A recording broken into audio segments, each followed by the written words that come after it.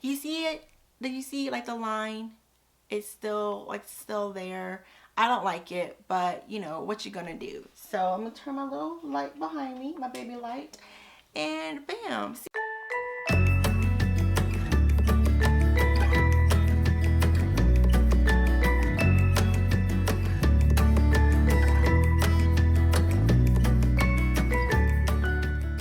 Hi everyone, I'm Pachia. Welcome or welcome back to my channel. If this is your first time here, so happy that you decided to be here. If this isn't your first time here, if you've been to my channel before, still happy that you decided to be here. Before becoming a YouTuber, I had no idea how much work it takes to film, edit, and post a video here on the tube. Wait, no one calls it the tube. Posting a video here on YouTube. I used to think, oh wow, it's so easy. Comes to find out, it's not so easy. And now I appreciate, understand each YouTuber's time and effort in creating content or video to post it on YouTube. And I would like to add, all this work doesn't feel like work to me. It actually brings me a lot of joy. Like, I love being in front of the camera. Being here right now with you, this feels like home to me. I am made to be in front of the camera.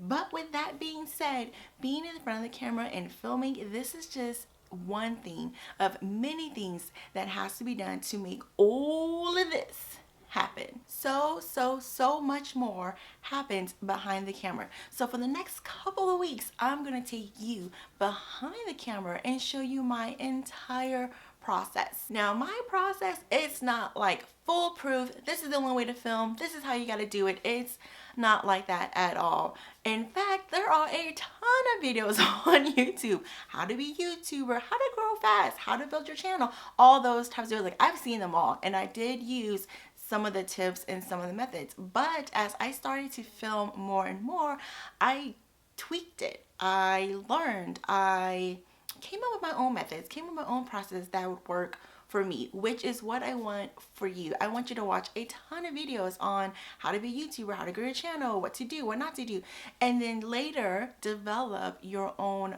method slash process. When I left my 9 to 5, I had to train my replacement.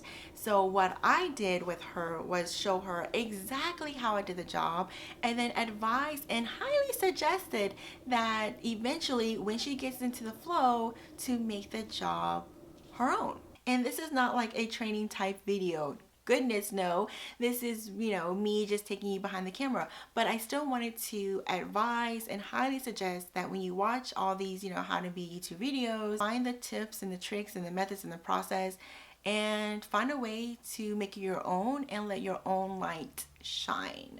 Hope that makes sense.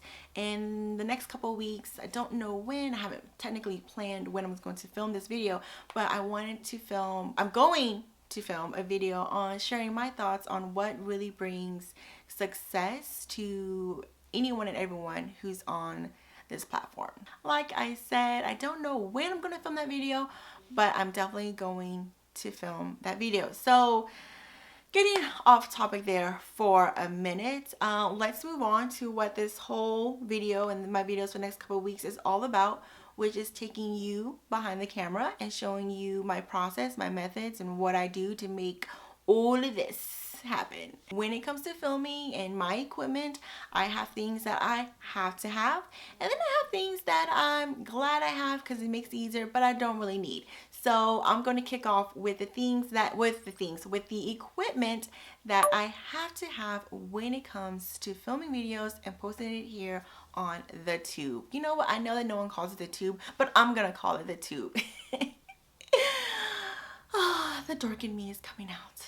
My first 5-ish videos I shot with my Sony a6000. I absolutely love that camera. It's my everyday camera, and I say everyday loosely because it ain't like I'm going anywhere to be taking any pictures. With the Sony a6000, though it did the job, I really wanted a camera with a flip out screen, so I turned to Facebook Market and I found and bought a Canon T3i. not knowing how old a T3i is, I think I used it like once and was like, oh heck no, I need to upgrade this camera. So I sold the Canon T3i body, got some cash back, and then bought a Canon T6i body on, yes, Facebook Market. Now, if you don't want to invest a whole lot of money into equipment, turn to Facebook Market. My camera was not the only thing I bought used. Camera done. Lens. This is what I would consider a game changer, because you can have a nice camera body, but your lens, that is when like the magic really starts to happen. I am currently using the Canon lens EFS 24 millimeters. I believe they call this like the pancake lens. I did not buy this lens from Facebook Market. I actually bought it from Amazon using a link from the good old people at Think Media. Now, if you're into like tech or you don't know anything about tech, then I highly suggest the good old people at Think Media. I will include a link to their YouTube channel in the description box below. Camera check, lens check. Now we're going to talk about lights. I'm currently using the Limo Studio lights that, yes, I bought from Facebook Market. I have a 3 light setup. I have a light in front of me, a light on the side of me, and then a baby light behind me. And the baby light, really, that's just to add dimension between me and the backdrop. Now I know you're thinking like, girl, that's too many lights. Well, before or up until recently, I filmed my videos at night. Now I'm filming during the day with natural sunlight. And the idea was I was just going to use like all natural sunlight, but that ain't happening. I still need all of my lights set up. So being extra here, I have some natural light coming in, my light set up, and then I'm also doing some color correcting in post-production. Yeah, you heard me. So extra. This was my first tripod. I used this for a handful of my videos, and after a couple uses I was like, you know what, it's time to upgrade. So now I'm using a Mac Trim tripod. I absolutely love this tripod. My favorite feature is the ball head. My camera, my lens, my lights, and my tripod are all essential and must-haves for me. But you do not need any of this to film good videos and post it here on the tube. And please do not feel discouraged because you don't have any of this. Just because a person has good tech, good equipment, does not guarantee their success on YouTube. The products that or equipment, I should say, that I'm going to share with you now are not essential and they're not must-haves, but it does make filming a whole lot easier. Extra batteries. Now, nothing sucks more when you're filming and then all of a sudden your camera runs out of battery juice, because you know you're in the flow, things are going, and all of a sudden you get that blinking light. You're just like, dang, I have to stop filming and wait for my batteries to fully charge. Now, I don't know about you, but my camera batteries takes about an hour and a half to 2 hours to fully charge.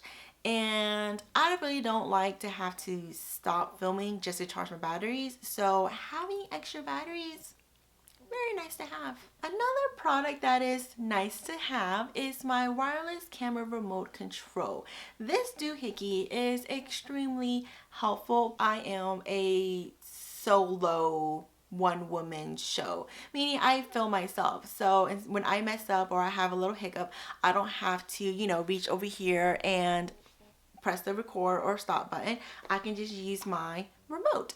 Same with taking selfies. I don't have to set a timer on my camera anymore. I can just click with this remote. So yeah, it is helpful.